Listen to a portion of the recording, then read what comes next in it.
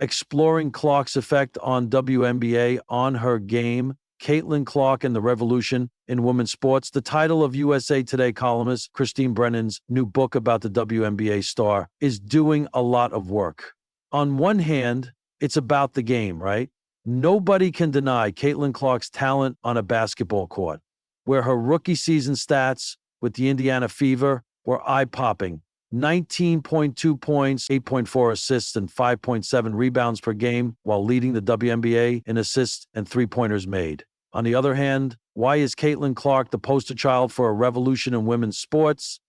The WNBA has been around since 1997, and plenty of female athletes are or were the very best at what they do, inspiring millions of young women to play all sorts of sports, from Serena Williams to Simone Biles to Lindsey Vonn. But there's something more to the Caitlin Clark phenomenon, and it's that something that Brennan's reporter instinct sensed early. When Clark was filling the Carver Hockey Arena in Iowa City for every home game, well before her remarkable first year in the WNBA. What was going on, writes Brennan in her introduction? Was this because Clark is white and straight in a league that is 74% black or mixed race with a sizable gay population? Was it because of her 8-year, $28 million, 0-cents Nike shoe deal? Was it jealousy? Was it all of the above? Hoping to find answers or at least insights into those questions, Brennan convinced her editor to let her cover 6 straight weeks of Clark's first WNBA season, giving On Her Game a comprehensive feel. Except for one thing, Clark never sat down for a one-on-one interview with Brennan. She did, however, answer every question Brennan posed at press conferences, and they are widely quoted throughout the book, along with all sorts of other Clark content like TV appearances and social media posts, as well as interviews Brennan conducted with other WNBA players, coaches, and various experts. Brennan's presence at Fever games, home and away, and her intense focus on Clark as a singular story became a story of its own.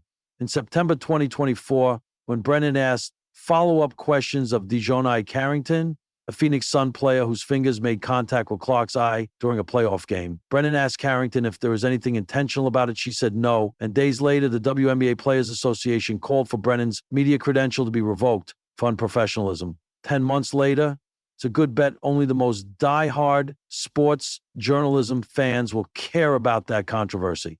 Brennan makes it very clear how she feels about it.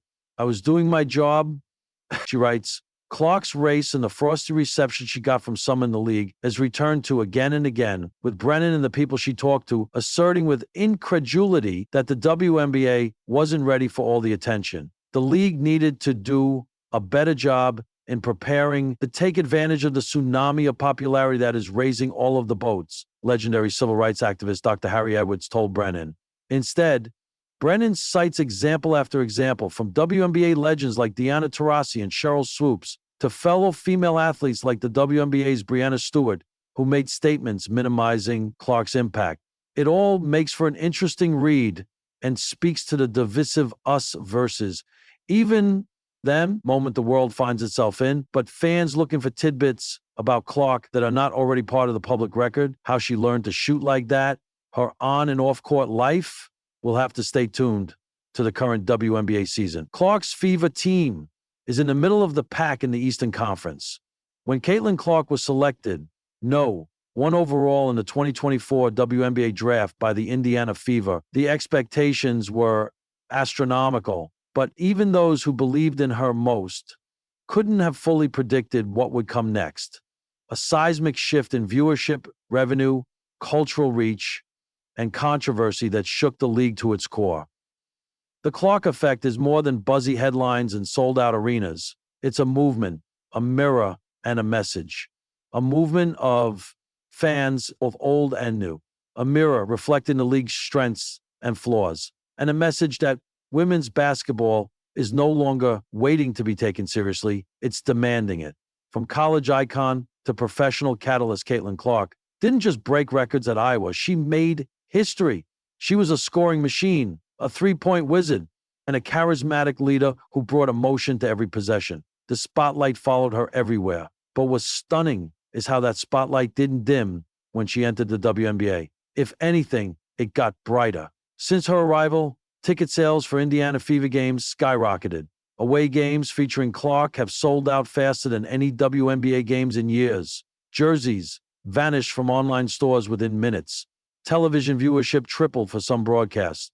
ESPN, Nike, and Gatorade leaned into her brand, betting not just on a player but on a phenomenon, and it paid off. But the Clark effect isn't just about numbers. It's about the ripple effect those numbers have created. Changing the business of the league before Clark's arrival, conversations around WNBA salaries and exposure often ended with frustration. Why aren't they paid more? Why doesn't anyone watch? Where's the investment? Clark didn't answer those questions directly, but her presence did. Her popularity brought undeniable financial returns. Networks competed for rights, brands started bidding wars, local economies around WNBA arenas noticed upticks in business when Clark came to town. For the first time in decades, the league was not just surviving, it was thriving. Suddenly, WNBA owners had more leverage. Sponsors were interested, new fans flooded in, and expansion talks grew louder. Clark didn't just help herself, she lifted the platform for everyone, even those who didn't quite welcome her with open arms. The spotlight and the shadow. With attention comes scrutiny, and Clark's rise hasn't been without friction. As she became the face of the league, tension surfaced among veterans and fans alike. Was the media giving her too much attention? Was she receiving a special pass from referees or sponsors? Was it fair that she was elevated above legends who had carried the league for years? The Clark debate divided social media timelines and ESPN panels. Critics said the attention was excessive. Supporters argued she earned every second of it.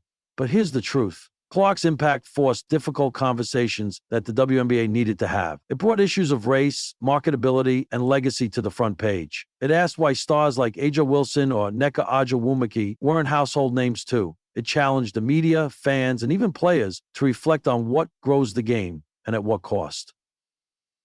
Clark didn't create those tensions, but her presence exposed them. That's part of her effect too, inspiring the next generation beyond the noise and numbers. Perhaps Clark's most lasting impact is on the generation watching from behind screens and gym bleachers. Little girls are showing up in oversized Clark 22 jerseys, not just to watch, but to believe.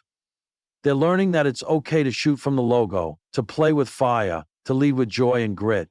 Her story, a small-town Iowa girl who made it big without changing who she is, resonates deeply. She's not just an icon, she's proof of possibility. WNBA viewership among girls aged 9 to 17 has surged. High school games see increased attendance. Clinics and camps are selling out, and more young athletes are seeing professional women's basketball not as an afterthought, but as the goal. That's the kind of effect no box score can measure. The league is changing, so is she. As much as Clark is changing the WNBA is changing her. She's learning that fame doesn't protect her from hard fouls, brutal nights, or veteran taunts. She's realizing that greatness in college doesn't guarantee dominance in the pros. She's adapting, growing, and stumbling. Publicly, but in that struggle is strength. Her humility in post-game interviews, her accountability after tough games, her willingness to show emotion, it all deepens her connection with fans. She's not a polished product. She's a work in progress, and that makes her real. That, too, is part of her effect.